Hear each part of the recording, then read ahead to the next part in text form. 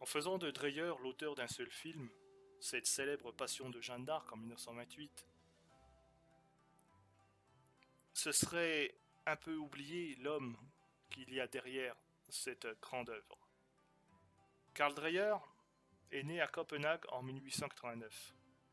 D'abord journaliste, il se forma à l'art cinématographique sur le tas, dans les studios de Nordisk, où il écrivit des sous-titres de films, des scénarios, et enfin s'essaya au montage.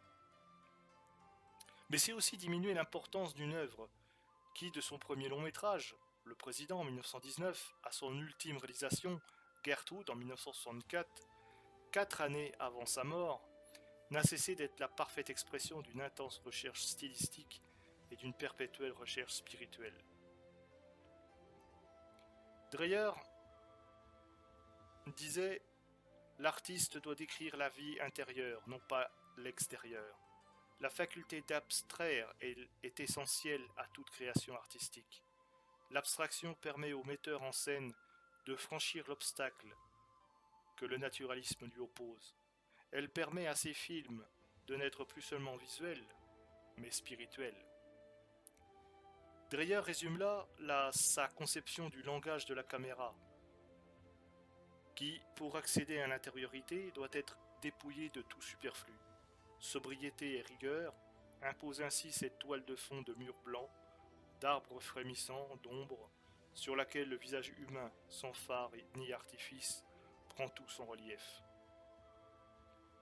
Douloureux visage de Jeanne, auquel l'actrice Renée Falconetti parvient à donner une dimension surhumaine, jusqu'à y symboliser les souffrances du Christ. Et au-delà de cette nudité sur laquelle joue la lumière, Dreyer tente d'appréhender l'âme, celle de Gertrude, entre autres, incarnation de la femme et de son mystère, au sein d'un monde privé de la grâce divine.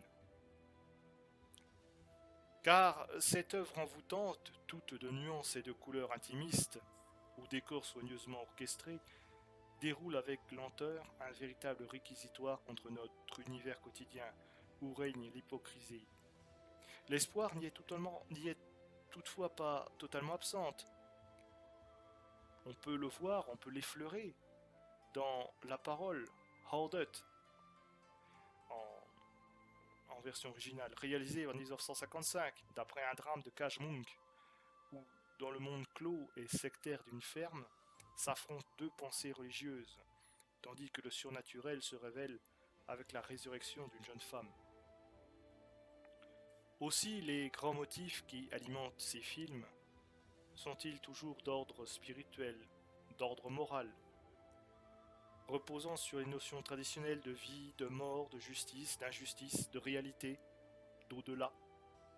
Au surnaturel d'ailleurs, Dreyer n'hésite pas à emprunter la matière des feuilles du livre de Satan en 1920, conflit entre le bien, le mal, à travers lequel il stigmatise les révolutions françaises et russes, de vampires en 1932, dont l'atmosphère de cauchemar naît de la terreur qu'inspire un vampire aux occupants d'un château, et surtout de Dies Irae, Jour de colère en 1943, qui reprend le thème du fanatisme de l'intolérance sous la forme d'un procès de sorcellerie au début du XVIIe siècle. Malgré leur apparente rupture avec le reste de l'œuvre, dont il faudrait aussi citer la quatrième alliance de Dame Marguerite en 1921, fabliau teinté d'humour, ces compositions s'intègrent à l'ensemble dans leur plastique et leur rythme. Karl Dreyer a été influencé par le courant expressionnisme allemand, mais il a su faire preuve d'originalité. Il a réussi à transposer en termes de durée des valeurs d'éternité et de silence. Par la puissance de sa technique, il a pu franchir sans difficulté le cap du parlant, puis conserver à ses films une modernité qui lui vaut encore des disciples et trouve notamment un prolongement chez Bresson. J'aimerais vous lire une citation de Karl Dreyer à propos du cinéma. Ce sera ma conclusion. Karl Dreyer disait: il ne faut pas nous borner à photographier les visages, mais aussi et surtout les pensées et les sentiments derrière les visages.